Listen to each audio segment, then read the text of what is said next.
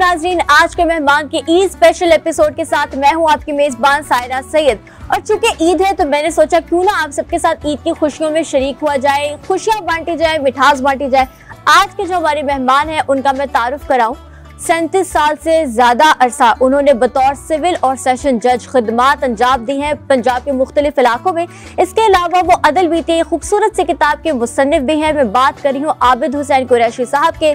इस वक्त मैं उनके घर में मौजूद हूँ। आइए चलकर जानते हैं कि वो ईद कैसे गुजारते हैं, क्या करते हैं, क्या नहीं करते, क्या क्या मसरूफियात होते हैं। आइए चलकर उनसे जानते हैं।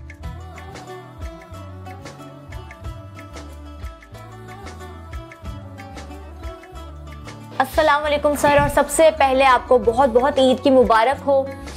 इसी के साथ मैं सवाल करना चाहूँगी, चूँकि ये मीठी ईद है तो आपका ईद का पहला, दूसरा और तीसरा दिन किस तरह से गुजारते हैं आप? जी बहुत शुक्रिया जी, आपको भी ईद मुबारक हो। खैर मुबारक। खैर। तो जाहिर है ये तो ईद उल फितर जो होती है इसको मीठी ईद ही कहते हैं। तो रूटीन तो यही है बड़े सालों से कि ईद की नमाज पढ़ने के बाद लोगों से वही मेल मुलाकात, दोस्त अहबाब से, अपने महल्लेदारों से, सोसाइटी के दोस्तों से हो जाती है। उसके बाद बच्चों में आ जाते हैं, फिर वही सारा जो खाने पीने का थोड़ा बहुत चलता है सिलसिला। बच्चों को ईदी देने का सिलसिला? जी बिल्कुल, ईदी देने का सिलसिला है जी। हम लेते रहे तो हम देते भी हैं। अच्छा, ये कोई एज है जिसमें आपको अभी भी कोई ईदी देने वाला हो? नहीं, मेरे को इस तरह नहीं। मेरी वालदा है वो काफ़ी बूढ़ी हो चुकी है, ज़ईफ़ हैं, लेकिन लास्ट ईयर उन्होंने मुझे पैसे देने की कोशिश की तो मैंने कहा कि मुझे आप कोई पैसे ना, तो मैंने उसमें से 100 रुपया निकाल के अपने वो पर्स में रखा हुआ है, उनकी निशानी करके भी जिंदा हूँ।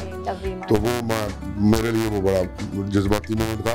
वो मुझे ज़्यादा पैसे दे रही थी, मैं कहा नहीं, मैंने मुझे ये 100 रुपया आपको याद करके, कभी 1 रुपया लेते हुए आपसे बड़ी पुरानी बात है। उस वक्त जब पढ़ते थे स्कूल में तो बड़ा होता था कि हम वालदा से 1 रुपया ईद मिलनी है, और वाले साहब से कोई 2 रुपये मिल जाएंगे, किसी मामू चाचे से मिल जाएंगे। उस ज़माने में 2 रुपयों में होती थी ईद ना, अब तो ये हज़ारों में, सैकड़ों में चलेगी। तो अब चीज़ें बड़ी चेंज, ऑल टुगेदर चीज़ें चेंज हो गई। तो ये नोट आज तक आपने संभाला? मैंने बिल्कुल, मेरे लिए तो बड़ा एसेट है वो नोट। तो नहीं हुआ। खूबसूरत। अच्छा, शादी से पहले और शादी के बाद ईद? अच्छा, बेसिकली मेरा तल्लक है सियालकोट के साथ। हमारा कस्बा है चिट्टी शेहा। तो मैं पहले तो जब बच्चे छोटे थे तो मैं तो ईद हम वहाँ जाकर गुजारते थे सारे दिन, 4 दिन 3 दिन, इतनी छुट्टियाँ होती थी।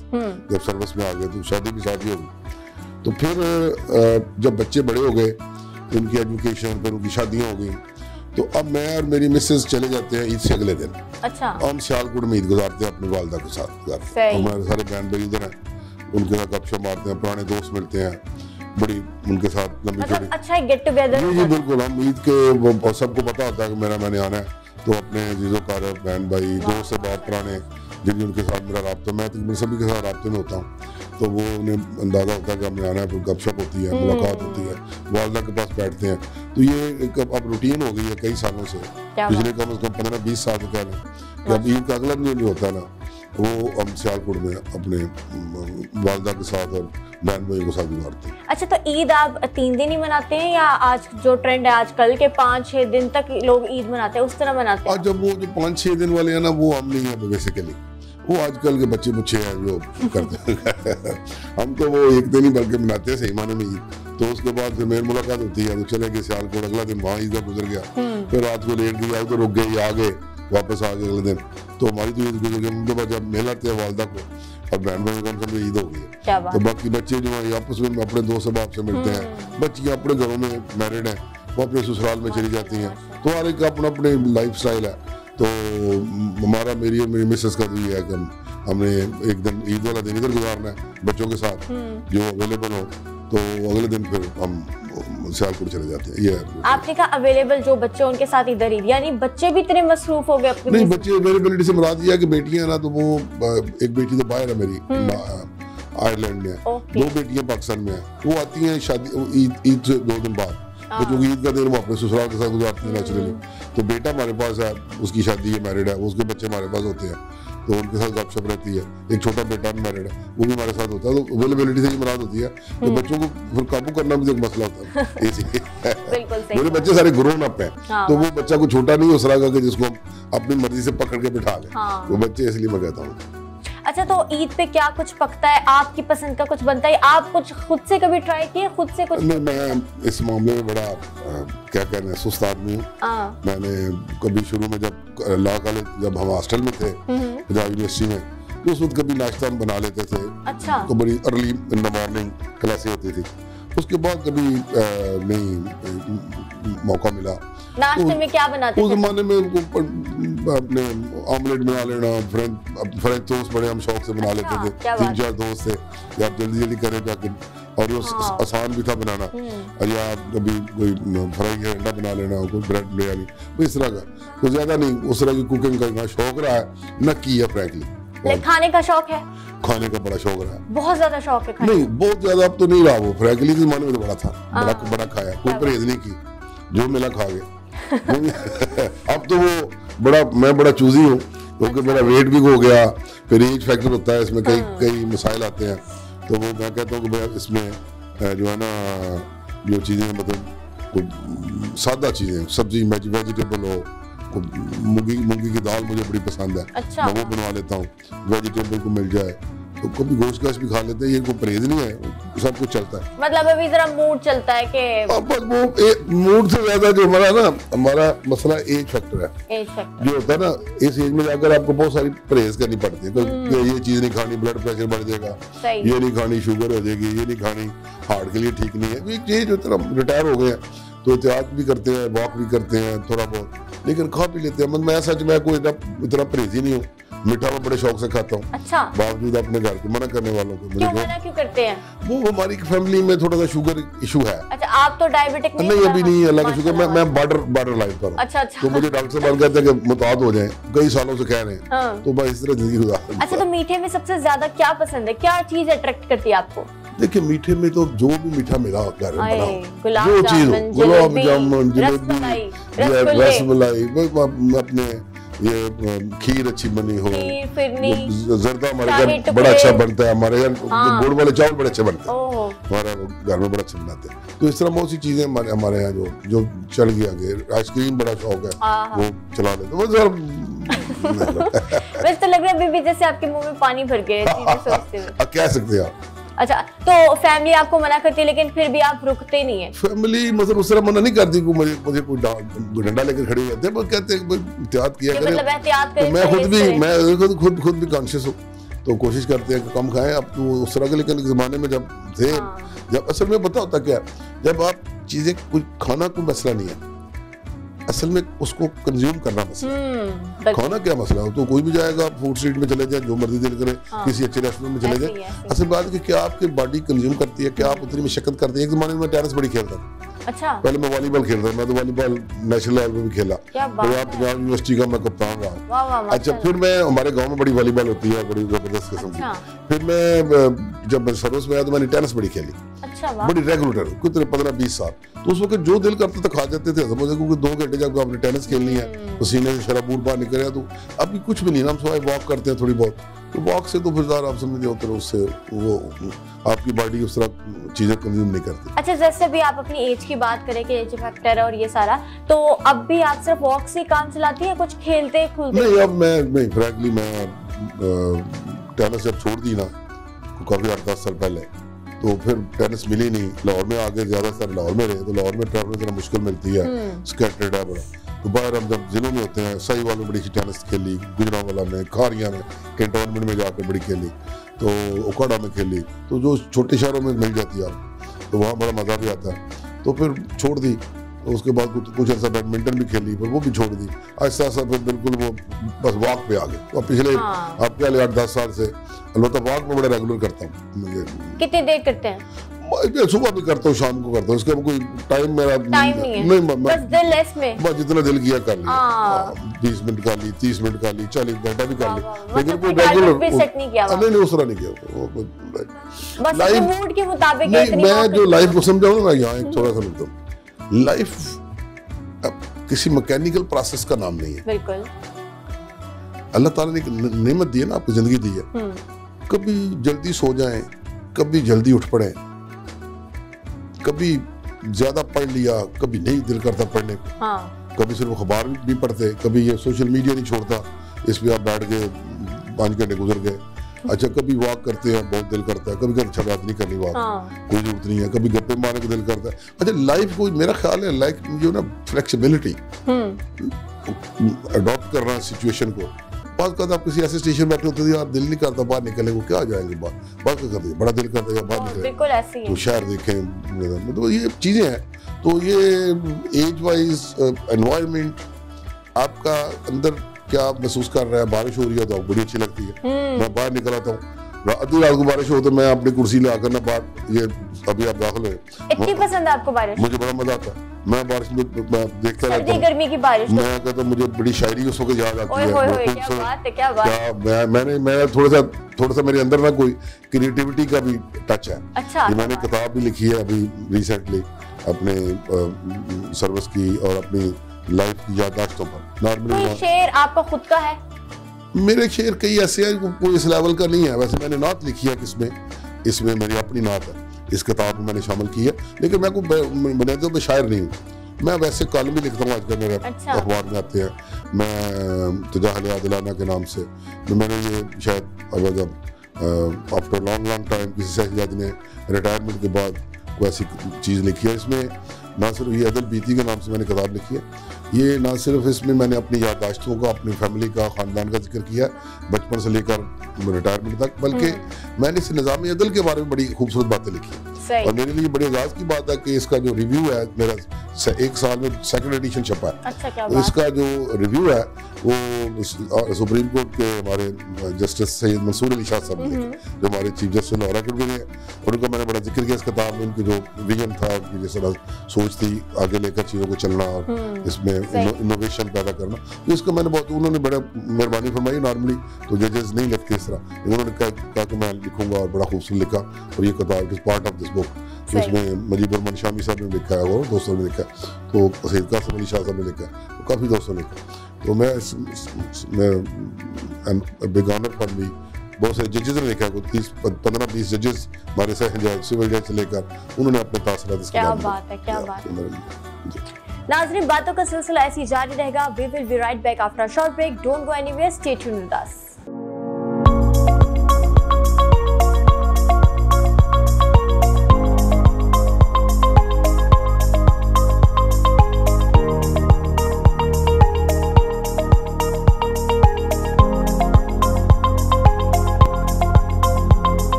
वेलकम बैक नाज़रीन। तो आज के हमारे मेहमान हैं आबिद हुसैन कुरैशी साहब। सर, मेरा आपसे सवाल ये है कि एक सेशन जज जो होता है उसके पास क्या क्या पावर्स होती हैं?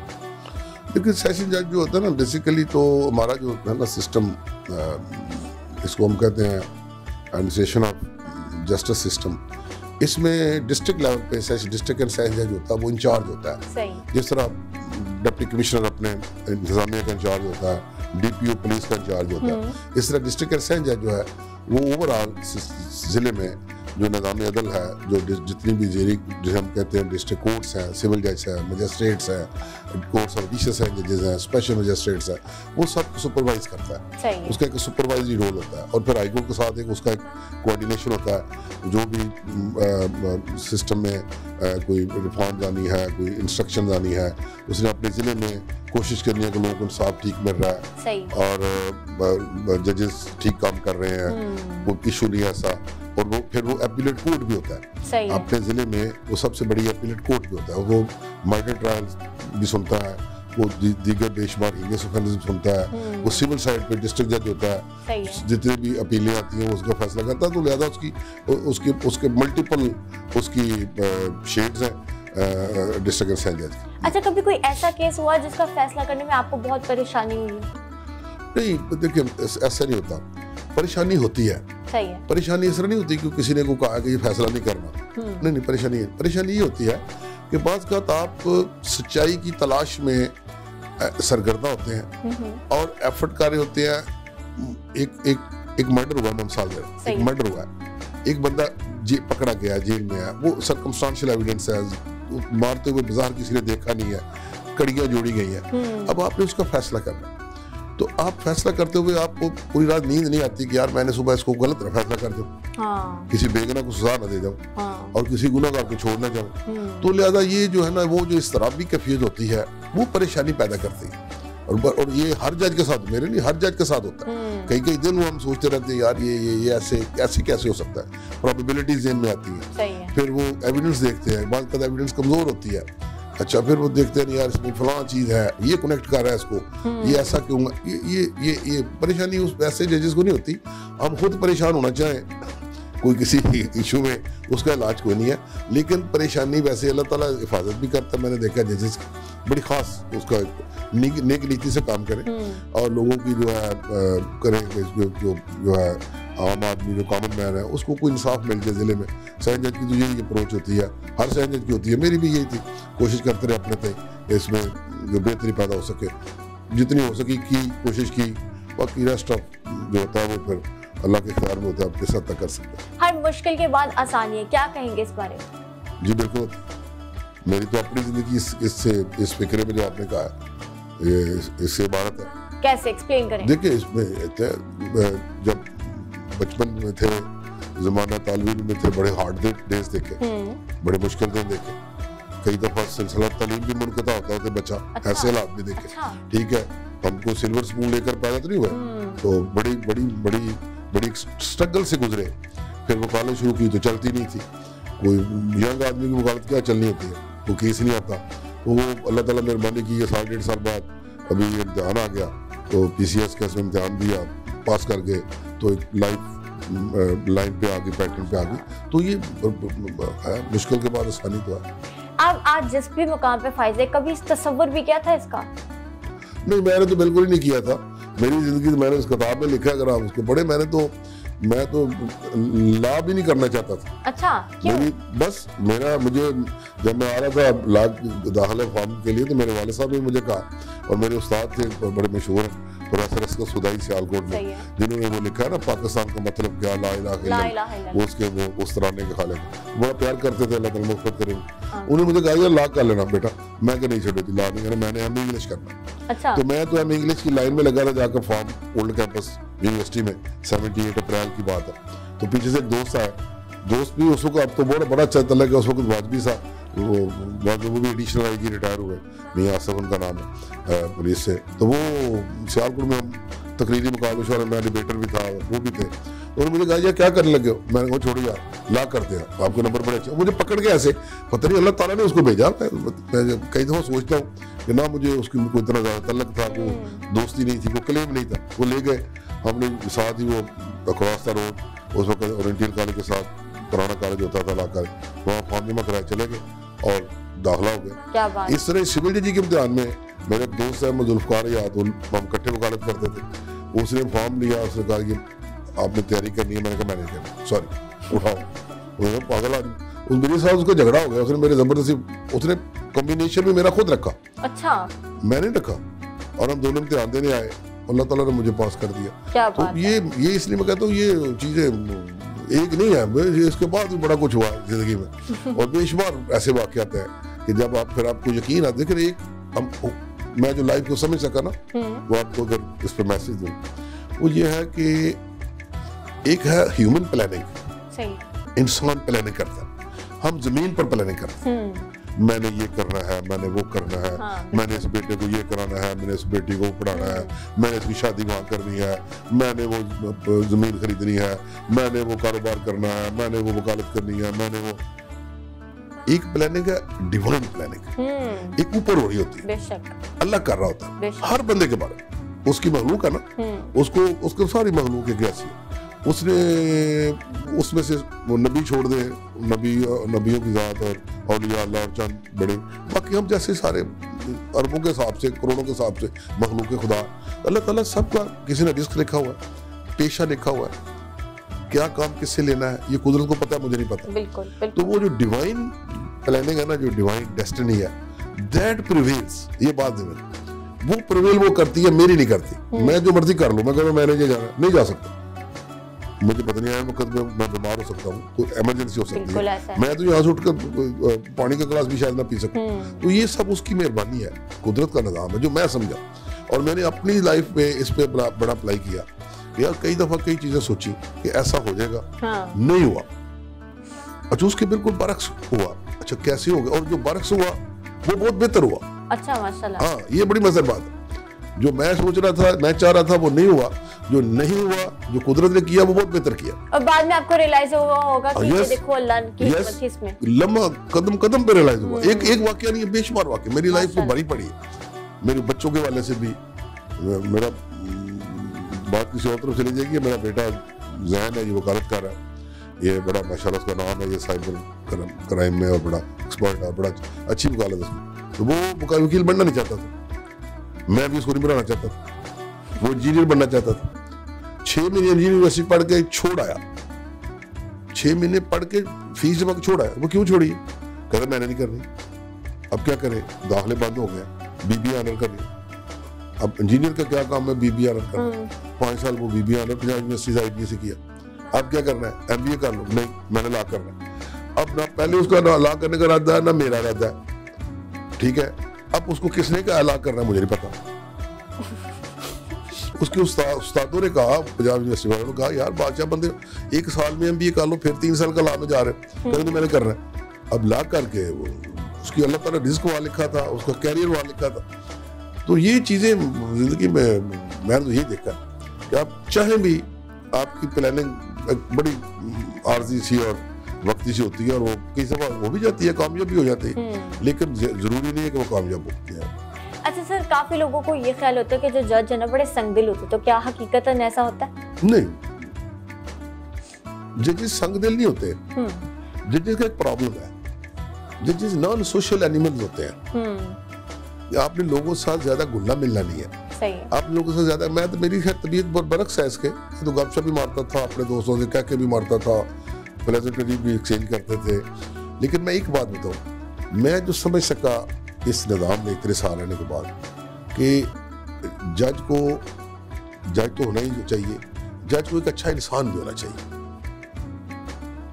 और खुदा तरसी भी होनी चाहिए। अच्छा। अगर आप, मैं कहता था किसी के साथ किसी के आंसू पूछ दो, किसी बेवा के, किसी यतीम बच्चे के, किसी कमजोर के, आपने इंसाफ कर लिया। अगर आप नहीं कर सकते, वहां बैठे हुए हैं और आप किसी की बात नहीं सुन रहे, फिर वो आपकी बात वो संगदिली वाली। लेकिन जनरली हमारे जजेस ठीक ही होते हैं, तो वो समझते हैं इन चीज़ों को जो मैं कर रहा हूँ, तो सारे इस तरह करते हैं। मैंने बल्कि अगर आप कहें तो मैं बाद में एक बात भी पढ़ के सुनाऊंगा कि अच्छे इंसान के बारे में मैंने अपनी किताब में भी किसी का जिक्र करते करते अच्छा इंसान क्या होता है उसको डिफाइन किया। वो आपके लिए बड़ा, अगर आप कहें तो मैं जरूर पढ़ देता हूँ। जी सर, प्लीज। वो है ना, अच्छा इंसान क्या होता है। ये मैं किसी साइड ऐसे को जिक्र कर रहा था, करते करते मुझे मेरे ज़हन में ऐसे जो किताब लेकर रहा था, तो मैंने कहा कि ये जरा इस पे गौर करें। एक तवील अदालती कैरियर के दौरान बड़े बड़े लोगों से मुलाकात का शर्फ मिला, मगर अच्छे इंसानों की कामयाबी का कलक फिर भी रहा। हर वो आदमी अच्छा इंसान है जो दूसरों का दर्द महसूस करे, बिल्कुल, अपने मतहत को भी इंसान समझे, अपने आप को दूसरे से कम तर, अपनी खामियों और दूसरों की खूबियों पर नजर रखे। एक अच्छा इंसान रास्तबाज, बर्ताव में खुशगवारी, मुआमलात में शफाफियत, रवैयों में आजिज़ी और इंकसारी, मुआशरत में हुस्न सलूक, कौलो करार में पुख्तगी, तमद्दन में तवाज़न, फ़राइज़ में दयानत, जिस्म में तहारत व लताफ़त, अखलाक में पाकीज़गी और कौलो फ़ेल में यकसानियत का मरक्का और मजमू आता है। और अगर सिर्फ एक खूबी पर इक्तफा करना हो तो इतदाल का लफ्ज़ ही काफ़ी। क्या बात है, क्या खूबसूरत बात कही है। इस किताब के बारे थोड़ा बताइए, अदिल बीती, ये क्यों ख्याल आया आपको एक किताब लिखने का? जैसे आप पहले जिक्र कर रहे थे, काफी जजेस ने भी लिखा है। जी, ये फिर वही बात है जो पहले मैं कह रहा था कि बिल्कुल किताब लिखने का कोई मूड नहीं था। हुआ ये कि जब मैं रिटायर हुआ दिसंबर 2019 में, तो मैंने कुछ 4-6 महीने बाद वकालत का रखा कि अब बेटा कहने का मेरे पास आ जाए, मेरे घर पे क्या करते हैं। तो मैं कहा ठीक है। तो शादी कोरोना आ गया। अच्छा। तो मेरे लिए मुश्किल हो गया जाना। उस माने में था कि जी थोड़े सीनियर लोग ना आया करें, बाहर ना निकले, तो मैं घर, तो मैंने ऐसे ना अपनी याद, इसका नाम रखा यादों के झरोकों से। अच्छा। और मैंने एक किस लिखनी, किसी पोस्टिंग की, किसी बचपन की कहानी लिखनी, और वो मैंने सोशल मीडिया पे शेयर कर दी। अच्छा, वाह। वो जो ही शेयर होनी, तो मेरे सोशल मीडिया पे ना अराउंड को 4-5,000 फ्रेंड्स हैं, उनमें ज्यादा वकील है, बार है, दोस्त है, क्रॉस फॉलो है, वो सब ने कहना शुरू कर दिया, जजेस हैं कि कोई साहब तो बहुत सारी बातें आपको याद है, यार इतनी बातें इतनी, अच्छा मेरे को थोड़ा शायद लिखा भी ठीक जा रहा था, मेरा ख्याल है, मैं तो नहीं कोशिश कर रहा था, लेकिन सब लोगों ने इसकी ये कहना शुरू कर दिया कि आप इसको जी लिखे मैंने अगली किस लिख देनी, होता ना इनकरेजमेंट मिलती है। अच्छा करते करते जब यकीन करें जब मैं 2/3 तक चला गया इस किताब के, तकरीबन 200 पेज तक चला गया, तो किससे भी मेरा उस वक्त 20 से ज्यादा हो गई होगी, तो उस वक्त तक मेरा कोई ख्याल ही नहीं था कि मैंने किताब लिखनी। फिर मुझे कुछ दोस्तों ने सीरियसली मशवरा दिया, जिन्होंने मेरे को 2-4 दोस्त हैं जिन्होंने पहले किताबें लिखी है, अच्छा। यार आप इसको आप किताबी शक्ल दें। मैंने फिर आखिरी 100 सफा जो है वो फिर किताबी थोड़ा सा उसको उस रंग में लाया, टच में लाया। वो फिर मैंने शेयर भी नहीं किया, उसमें कुछ बातें भी ऐसी थी कि शेयर ना की जाए खौफे फसाद खल्क़ खुदा से, ठीक है। तो उसमें मैंने बहरहाल जो फिर ये हुआ कि ये अब देखिए ये किताब बन गई। अब ये इतनी मेरा तारुफ बन गया फ्रैंकली, मुझे बहुत से दोस्तों ने इसकी सियालकोट में लॉन्चिंग की, तो किताब ये आपको पता आपको लोग पढ़ते नहीं है, और उसमें जैम पैक हॉल, वहाँ वो कमर्शियल सेंटर इनका चैम्बर ऑफ कॉमर्स का, तो वहाँ 400 कुर्सियाँ थी और मोर देन 400 लोग खड़े भी थे, और पता नहीं कितने कहाँ से लोग आए, दोस्त अहबाब अजीज़ो कारब, पुराने क्लास फेलोज, वकला, जजेस, लाहौर से बड़े लोग गए, हर तरह के। तो इतना अच्छी तकरीब बन गई, वो वंडरफुल। वो सियालकोट की सह जज प्रिजाइड कर रही है, डिप्टी कमिश्नर के साथ बैठे हुए हैं, दूसरे अफसरान भी हैं, पुराने दोस्त भी हैं, तो बड़ा एक माहौल बना। तो ये सब अल्लाह ताला का करम है। मैंने पहले कहा कि मेरे बहुत से काम ऐसे हो गए जो मैं करना नहीं चाहता था, और बात कर वो नहीं हुए जो मैं करना चाहता। फ्रैंकली कुछ चीज़ें नहीं मिली जो शायद मेरी ख्वाहिश थी मिल जाती, लेकिन मैं फिर मेरे अंदर एक कनात बड़ी है, ये अल्लाह ताला ने मुझे खास करम से नवाजा माशाल्लाह। एक कनात है और एक मैं कंटेंटेड आदमी हूँ, मैं हर वक्त मुतमिन रहता हूँ माशाल्लाह, बिल्कुल मुतमिन। मैंने कभी ग्रम्बल नहीं किया यार ये नहीं मिला, मैं कहता हूँ जो मुझे मिला है मेरे औकात से ज्यादा मिला। मेरी हमेशा ये ख्वाहिश कोशिश होती है यार ये जो मिल रहा है ना ये वो लाखों करोड़ों लोगों से ज्यादा बेहतर। मैं शुक्र है बस, मैं सारा दिन यकीन करे, मैं कहता हूँ या अल्लाह मैं नमाज के साथ तो जो होता है, लेकिन मैं कोशिश करता हूँ 2-3 दिन साथ को शुक्राने के 2 नफल भी ऐसे अदा करते हैं, यार तेरी मेहरबानी इतना कुछ दी है, सेहत भी दी है, बच्चे हैं, तंदुरुस्ती है, कोई मसला नहीं है। मैंने कोई नौकरी नहीं की, जॉब नहीं की after retirement, but I am more happy than those who are doing. मैं कह नहीं सकता कि उनकी मैं किसी को नाप नहीं सकता, लेकिन मेरी अपनी ख्याल है कि मैं ज़्यादा इंजॉय कर रहा हूँ लाइफ को। मैं कॉलम लिखता हूँ, ये टीवी कभी किसी शो में चला जाता हूँ, अच्छा मैं अकेडमी जुडिशल अकेडमी में लेक्चर देता हूँ, मुख्तलिफ कॉलेजेस मुझे बुला लेते हैं लेक्चर देने के लिए, मैं परमानेंट एम्प्लॉय नहीं हूँ। अच्छा, मैं इसे एंजॉय कर रहा हूँ, अपनी मौत से काम, अपनी मौत। कॉलम मेरा कभी महीने में 2 भी आ जाते हैं, कभी 4, कभी कोई भी नहीं आता। इस टाइम पे वो वाला वक्त याद करें जब आप पे बहुत ही गुर्बत का वक्त था और अपनी मुश्किलात उसमें काटी। देखिए वो जो वक्त है ना वो नहीं भूल सकता बंदा, भूलना भी नहीं चाहिए। वो जो वक्त होता है ना जो आपने हार्ड टाइम गुजारा है, वो गुजारा है बड़ा। मैंने इस किताब में भी जिक्र किया कि बड़ा मुश्किल वक्त गुजारा है, और एजुकेशन डिसकंटिन्यू हो सकती थी एक स्टेज पर, तो फिर गुजरा को ऐसे हालात बन गए, फिर अल्लाह ताला ने मेहरबानी फरमाई। ये सब उसका करम है सारा। मैं बताता हूँ कि एक लम्हे पे उसकी मेहरबानियाँ, उसका करम शामिल होता है, फिर बंदा आगे चलता था, वैसे कुछ नहीं। अच्छा, हमारे मुल्क में सर बहुत बड़ा अलमी है, औरतों को विरासत में हिस्सा नहीं मिलता, इसकी क्या वजह नजर आती है आपको? एक लफ्ज में बताऊं तो लालच। सही बात, ठीक है, बड़ी सादा सी बात है कि हमारा जो है ना ये जो विरासत का निज़ाम है, सही, ये रेगुलेट करता है। देखे सितम ज़रीफ़ी देखे तो लोगों को पता ही नहीं है शायद, या पता है तो आंखें बंद किए हुए। मुसलमानों का जो निज़ाम विरासत है ना, ये कुरान करीम रेगुलेट करता है, अल्लाह ताला रेगुलेट करता है। बिल्कुल बेशक। सूरह नसा में इतनी सराहत और इतनी वजाहत के साथ हर बंदे का शेयर मुकर्रर कर दिया गया। हर बहन इतना लेगी, भाई इतना लेगी, माँ इतना लेगी, बाप इतना लेगा, अगर माँ बाप बना होंगे तो फिर दूसरा कौन लेगा, अगर बहन नहीं होगी तो सारा कर, हर एक का। लिहाजा इससे लिख दी, वो 1 बटा 6 लेगा, वो 1 बटा 3 लेगा, वो 2 बटा 3 ले, ये मर्द 2 हिस्से लेगा, औरत 1 हिस्सा लेगी, ये हर चीज। जब ये कुरान पाक में इतनी सराहत से, इतनी वजाहत से इसको बयान किया अल्लाह ताला ने, तो उसके बाद इसमें कोई जो भी बंदा इफ्स एंड बट्स लगाएगा, वो सिर्फ कानून का नहीं, कानून विरासत जो पाकिस्तान में नहीं उसका नहीं, वो अल्लाह ताला का बागी है। बिल्कुल है। लिहाजा इसको समझने की जरूरत यह है जो वो ये है कि जो विरासत हमारी है, ये विरासत हुकूमत पाकिस्तान ने इसका तयन नहीं किया, ये विरासत अल्लाह ताला ने इसका तयन किया। और जो शेर उसने मुकर्रर कर, शेर जो शेर उसने मुकर्रर किए हैं वो खुश दिली से देने चाहिए। हमारे यहाँ बदकिस्मती पता क्या है, हम कोई चीज खुश दिली से देते ही नहीं है। कीमतें जमीन की बढ़ गई, प्रॉपर्टी राइस चली गई, हम कहते नहीं हम तुम्हें पढ़ाया नहीं था, बिल्कुल तुम्हारी शादी नहीं की थी, अच्छा हम किस चक्कर में ले गए।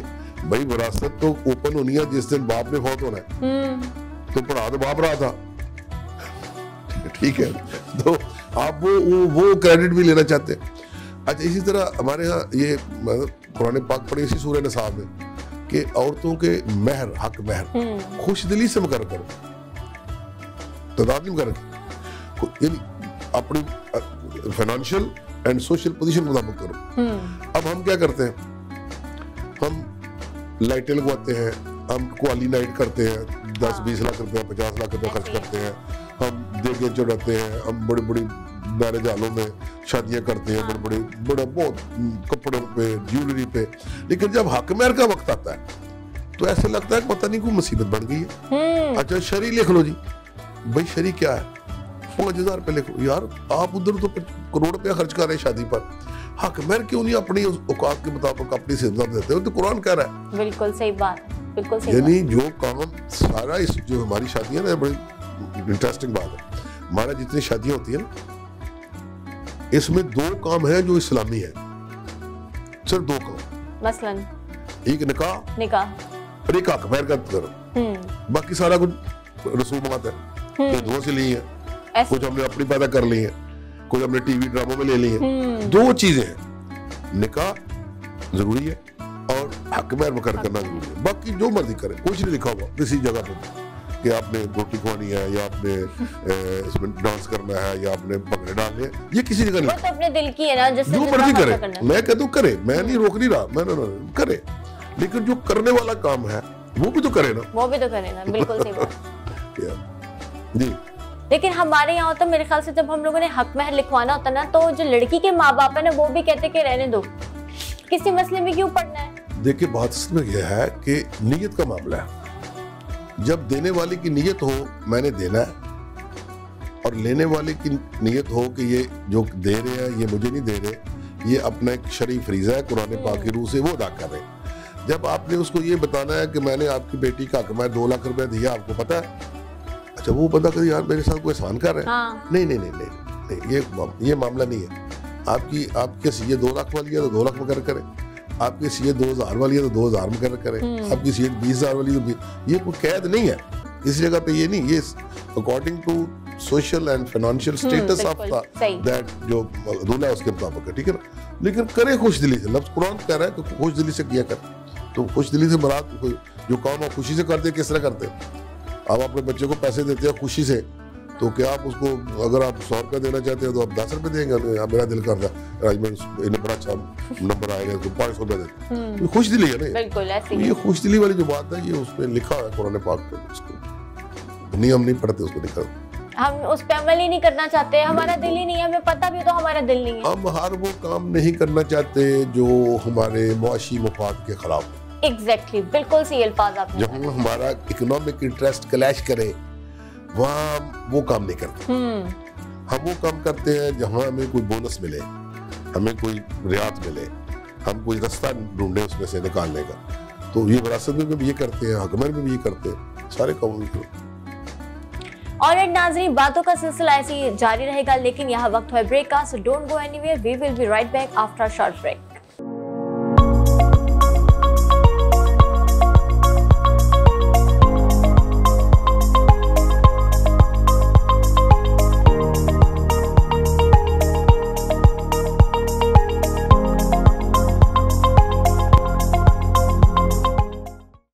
वेलकम बैक नाजरीन। सर मेरा आपसे सवाल ये है कि अभी कुछ टाइम पहले खबर आई थी कि एक बूढ़ा इंसान अपना फैसला उसका सुनाने में अदालत ने इतनी देर कर दी कि जब फैसला आया तब तक उसका इंतकाल हो चुका था। तो हमारी अदालतों में ये फैसला देर से आना, ये क्या वजह क्या है इसकी? देखिए इसमें बहुत सारी वजूहत है, बहुत सारी वजूहत। सिर्फ आप अदालतों को मुर्दे इल्जाम नहीं ठहरा सकते, इसमें पूरा सिस्टम पे इल्जाम जाएगा। सही है। और सिस्टम में लोग भी शामिल है, पब्लिक भी शामिल है, सही, जजेस हम भी शामिल हैं, वकला भी शामिल है।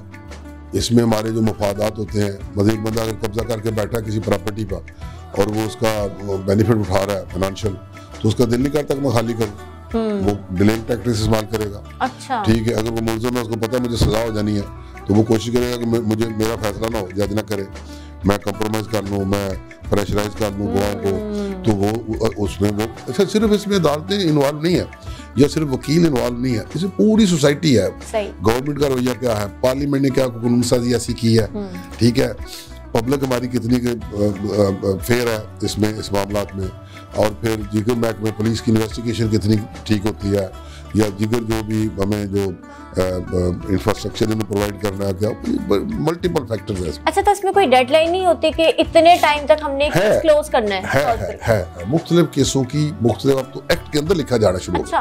किसी में 6 महीने का टाइम है, किसी में 4 महीने का टाइम है, किसी में साल का टाइम, ये तो अब लिखा जा रहा है। लेकिन इसके बावजूद मैंने अर्ज किया ना, मतलब एक मैं मिसाल दे रहा हूँ, अभी आपने पहले सवाल किया था जी विरासत नहीं मिलती।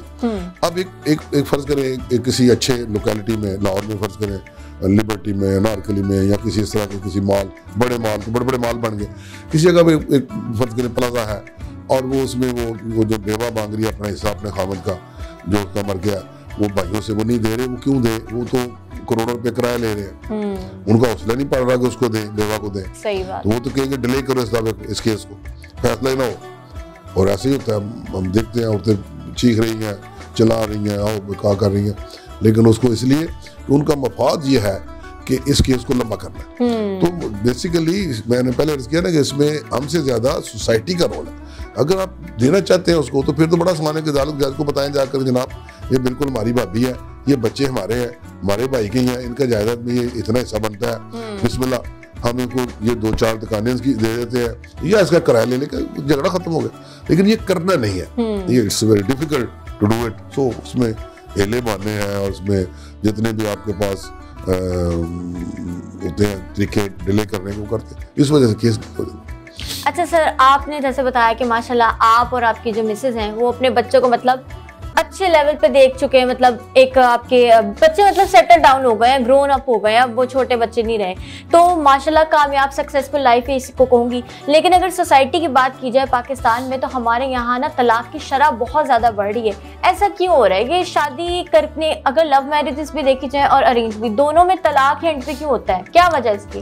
इसमें बड़ी वैरायटी ऑफ रीजन है, मैं सारी कोशिश करूंगा जितनी मुझे समझ आई इस सर्विस के दौरान वो बयान कर दूं।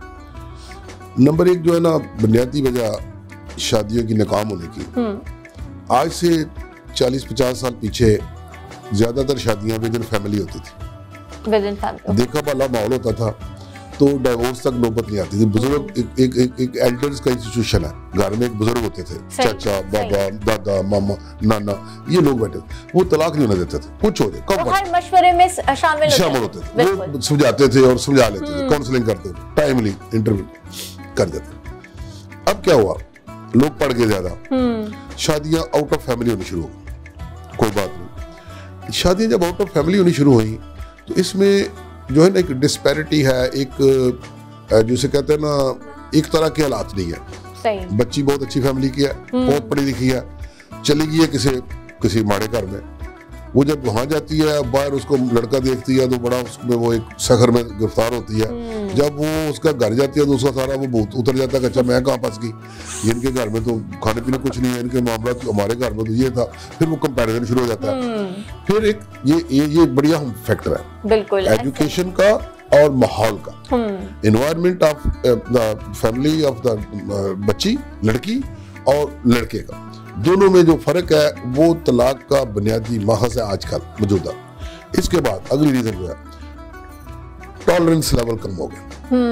ये तो है। बहुत छोटी बात पे बंदे नाराज हो जाते हैं, बहुत छोटी बात, इनटॉलरेंट हम इरा में रह रहे हैं। खामद ने को बात की, सास ने बात की, नंद ने बात की, ससुर ने बात की, बहू नाराज हो गई, सामान उठाया ससुराल चली गई, वहां से वापस आई, फिर उनको और बात की।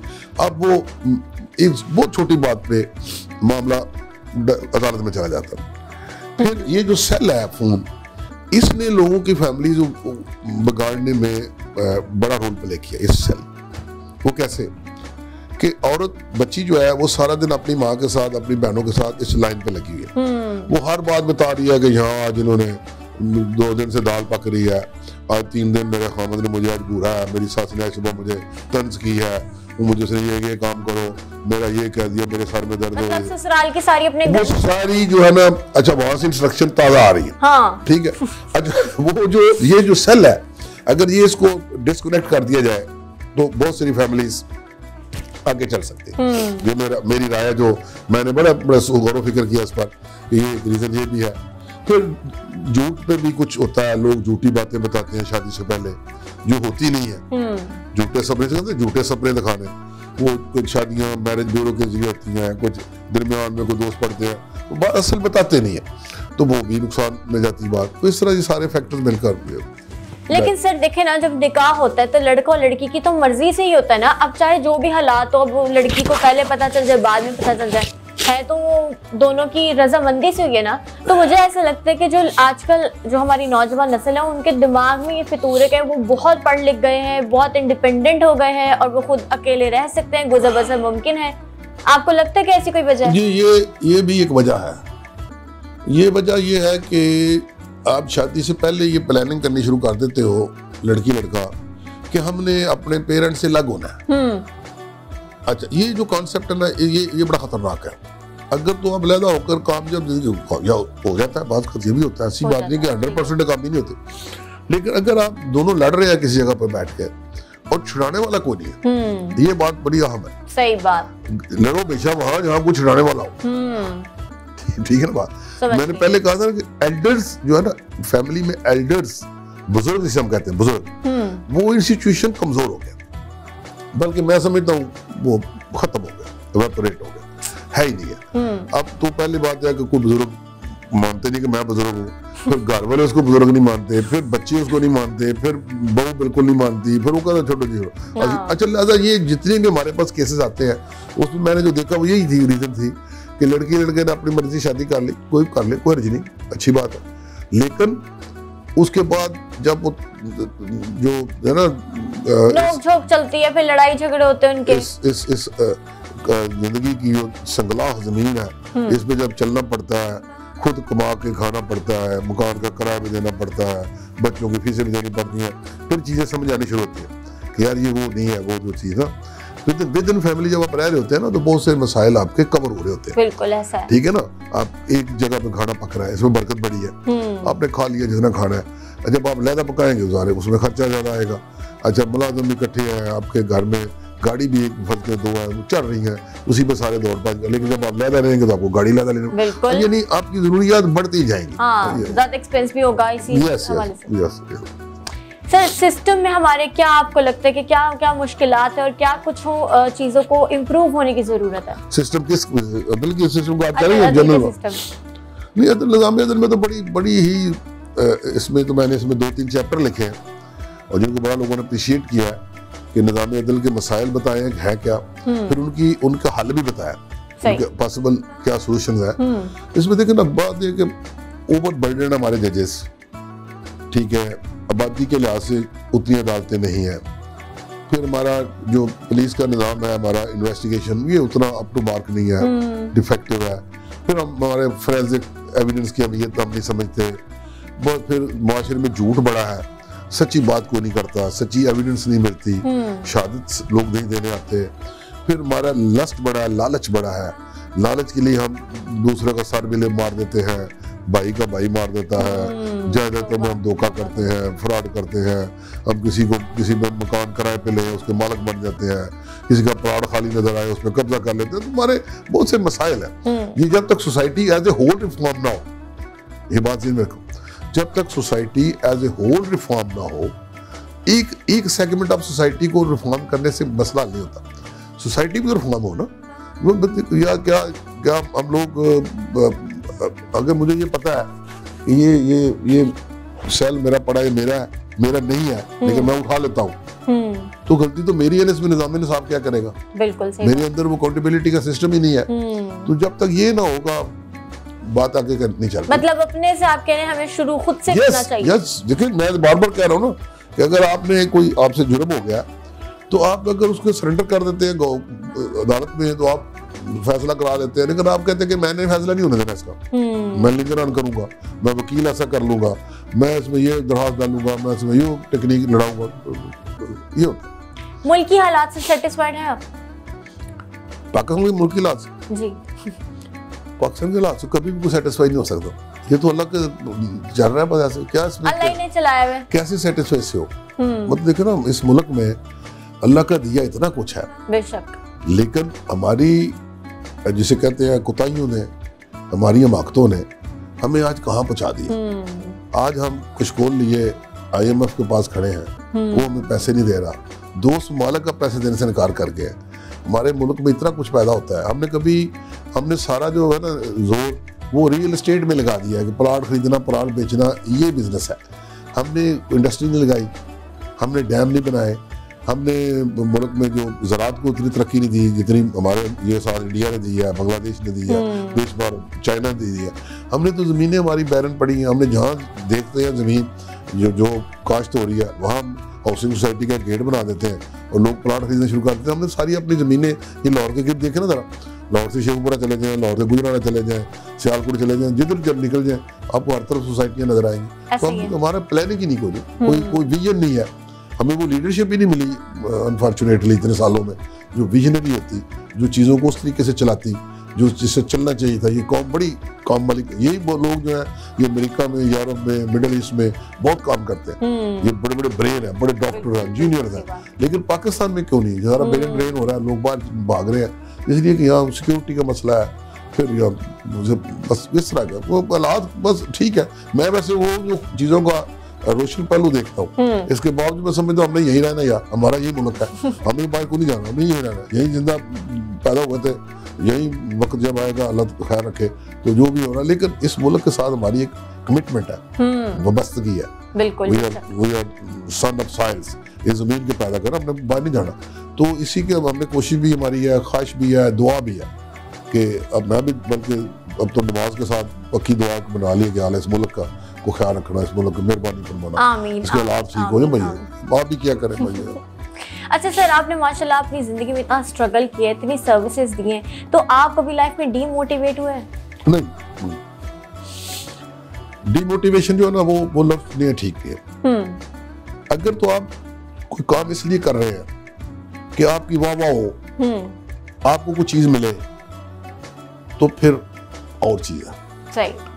अगर मैं आपको अपनी मिसाल बता दूं,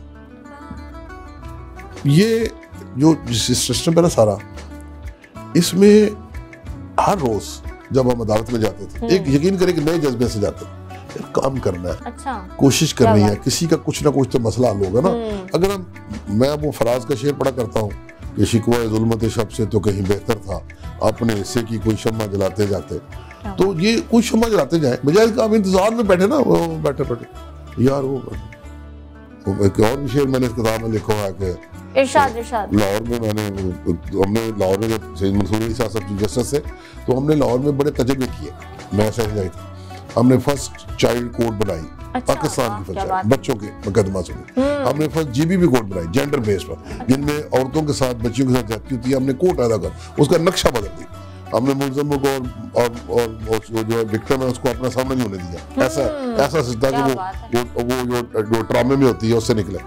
हमने यहाँ इवनिंग कोर्ट बनाई, हमने यहाँ अपने पाकिस्तान का पहला मीडिएशन सेंटर लाहौर में बनाया, मेरे दौर में बड़ा काम हुआ। बेसिकली मंसूर अली शाह साहब बैठे थे, उनका विजन था, हम उसको, मैं तो सहज जाए था, हमने इम्प्लीमेंट करना था। तो वो शेर है कि अब जिसके जी में आए वो पाए रोशनी, अब जिसके जी में आए वो पाए रोशनी, हमने तो दिल जला के सरे राह रख दिया, हमने जो था हमने तो जला के रख दिया भाई, तो जिसका आप दिल करता है वो रोशनी पा ले, कोशिश करनी। ये जो ना, ये पाकिस्तान के हालात ठीक हो जाएंगे। वो वसी शाह का एक शेर है बड़ा खूबसूरत कि लोग कहते हैं ना कि ओ जी मुल्क कदों ठीक होएगा, हर बंदा दूसरे कह रहा है यार ये नहीं, वो कहता है कि हब्स का मौसम तब बदलेगा, तुम बदलोगे नहीं, हब्स का मौसम कब बदलेगा, हबस का मौसम कब बदलेगा? तुम बदलोगे तब बदलेगा। भाई आप खुद भी तो बदलो ना, आप तो बदल नहीं रहे। तो मायूसी नहीं है, नो, कभी भी जिंदगी में नहीं हुई माशाल्लाह। मायूसी वैसे गुनाह है, कुफर है। तो अल्लाह पे तवक्कल है पुख्ता। अल्लाह ताला ने आपको इज्जत भी देनी है, सारी इज्जतें उसके इख्तियार में, रिज़्क़ उसके इख्तियार में, जिंदगी मौत के इख्तियार, सब कुछ उसके इख्तियार में, तो वो देता है। तो आपने अपना नेक नीति से अपना उस वक्त भी थे जब सर्विस में अपना नेक नीति से कोशिश की हर जगह पे, ठीक है। तो मुझे तो हाईकोर्ट वाले वो कहते थे हमारा ये फायर फाइटर है, जहाँ को प्रॉब्लम होती थी, ठीक है ना, तो वो मुझे भेजते थे कि जाओ जाकर ये प्रॉब्लम ठीक कराओ। तो अल्हम्दुलिल्लाह हम ठीक कर रहे थे, बार बेंच के साथ तलका ठीक रखे, काम भी कराया, लड़ाई भी नहीं की किसी के साथ, झगड़ा भी नहीं अल्लाह के फजल से पैदा करने दिया। तो ये सारी चीजें जो है इस तरह। तो मैं आखिर में एक आपको एक पढ़ूंगा इसमें से, मैंने ना लिखा है ये जो हमारी सोसाइटी में आपने सवाल नहीं पूछा, मैं खुद बता देता हूँ। ये असद के बारे में बड़ा है, असद ये बड़ा आपको पता है आजकल बड़ा हर बंदा दूसरे से हसद करता है, ऐसे ही है बिल्कुल, ऐसे किसी की टांग खींचता है, ऐसे वैसे मेरे इसमें बहुत कुछ मैंने लिखा हुआ है, लेकिन मैं सिर्फ उसको आप यू विल एंजॉय इट, ये अगर आप इजाजत दें तो। जी शुरू। ये बात बहस तलब ना है कि आप किसी शुबा जिंदगी से तल्लक रखते हो, आपके हालात कार, दफ्तरी माहौल, आपके कुलीग, आपकी सेहत और जिंदगी पर नकूज छोड़ते हैं। ये बात ज़ाती तजर्बा से कह सकता हूँ कि अगर आप ज़हनी तौर पर मुतमिन और एक खुशगवार माहौल में काम कर रहे हो तो आपके अंदर मुस्बत रवैये जन्म पजीर होते हैं। मुस्बत रवैये क्या है? खुदाई तकसीम पर राजी रहना, उसकी तकसीम से इख्तलाफ करना हसद को जन्म देता है, जो इंसानी सलाहियतों को जंग-आलूद कर देता है। जब इंसान शक्ल सूरत, कद्दो कामत, जिस्मानी साख्त, कुव्वत तवानाई, ज़हानत फतानत, सबाहत मलाहत, ज़हनी सदात और जाहो मंजिलत में एक दूसरे से मुख्तलिफ हैं और ये यकीनन खुदाई तकसीम है, तो फिर हसद किस बात का? क्या बात, ये तो फिर सरासर खुदाई तकसीम से इनकार। जब अल्लाह ताला ने बंदे ही मुख्तलिफ बना दिए, किसी को बहुत ब्रिलियंट दिमाग दिया है, कोई मीडियाकर है मेरी तरह का, कोई बहुत खूबसूरत है, कोई गुजारे वाला है, कोई बड़ी अच्छी पोस्ट पे लग गया, कोई मजदूरी कर रहा है, कोई रेडी चला रहा है। तो जब तकसीम इस तरह की हो गई, तो हसद किस चीज का? बिल्कुल सही बात। अगर तो सारे बंदे एक जैसे होते हैं, एक जैसे, एक शक्ल सूरत के होते हैं, एक ज़हनी सदात के, तो फिर समझ आती है कि यार ये कैसे, ये तो मेरी तरह का था। पर ये हम गलत अभी हम खुदाई तकसीम से इनकार कर, कुदरत ने ये तकसीम इस तरह रखी है, ठीक है ना बात। वो बहुत अच्छा खिलाड़ी है, अब वो हर बंदा तो वो बाबर आजम या वो नहीं बनेगा ना, उस तरह का प्लेयर या बिल्कुल ठीक बात, कोहली या क्या है। तो ये तो कुदरत की तकसीम है, तो इसमें खुश होना चाहिए। मेरा इस पे खुश होना, जब कुछ नेमत मिले तो नेमत का शुक्रिया अदा करें और खुश हो। और शुक्र अदा करने का तरीका ये है कि उसके बंदों को शामिल करें उस नेमत में। बिल्कुल, सिर्फ घर बैठ के शुक्र अल्हम्दुलिल्लाह कहते रहे नहीं, उसके बंदों को शामिल करें, उनका ख्याल रखें। अगर आपने उसके बंदों का ख्याल रखा तो फिर आपने बहुत कुछ किया। अल्लाह ताला कुरान पाक में एक आयत में कहता है कि अल्लाह ताला अगर आप खुदा तरसी से काम लोगे, खुदा तरसी से, तो अल्लाह ताला आपकी इज्जत बढ़ा देगा, आपको मुमताज कर देगा, आपके कसूर माफ कर देगा और आपको आपकी बख्शिश फरमा देगा। एक सिर्फ खुदा तरसी का आपने क्या करना है? खुदा तरसी क्या है कि ये सामान नहीं उठा सकता तो मैं साथ उठाकर रख दूं, ये मैं पानी का गिलास पिला दूं, मजदूर आया बाहर गाड़ी लेकर ये चिंगची पर, तो उसको प्यास लगी है, गर्मी बाहर बढ़ी है, तो मैं उसको पानी का गिलास। ये तो इंसानियत है ना, ये तो मोहब्बत है अल्लाह की। बस यही खुदा तरसी है। किसी को छाव, किसी धूप में काम कर रहा है तो छाव में बुला लें, किसी का कुछ जल्दी फारग कर सकते हैं, उसको अदालत में बैठे हैं, आपने अगर 4 बजे फारग करना है तो उसको 10 बजे में जाना चाहता है, उसका बच्चा बीमार है तो उसकी बात सुन ले, उसको कुछ मेडिसिन ला कर दे सकते हैं तो वो कर दे। आप किसी गरीब को खाना खिला सकते हैं, किसी अपने भूखे को खाना खिला दे, किसी को ठंडा पानी पिला दे, ये इंसानियत है। बाकी बातें यहाँ आपके पास कितना माल दौलत है, आपका कितना नाम था, आपका जाओ मंजिलत क्या है, आपके एसेट्स क्या, वो इधर रह जाना ना, वो इधर रह जाना सारा। वो तो जिस दिन बंदा फौत होता है वो सारा पीछे रह जाता है, कुछ भी साथ नहीं आज तक वो लेकर गया। तो जो लेकर जानी है साथ चीजें वो यही है कि आपने लोगों की खिदमत की, बिल्कुल लोगों से प्यार किया, अच्छा माल, अच्छा इखलाक। ये इखलाक नबी वसल्लम की बेशुमार हदीस है कि सबसे बेहतरीन जो मतलब वो अखलाक, सबसे अच्छा इंसान है जिसके अखलाक अच्छे हैं। सुभान अल्लाह। Alright, thank you very much sir आपकी कीमती वक्त का। नाज़रीन, this is all for today. I will catch you all with a new मेहमान and a new episode. Till then I am signing off. अल्लाह हाफिज।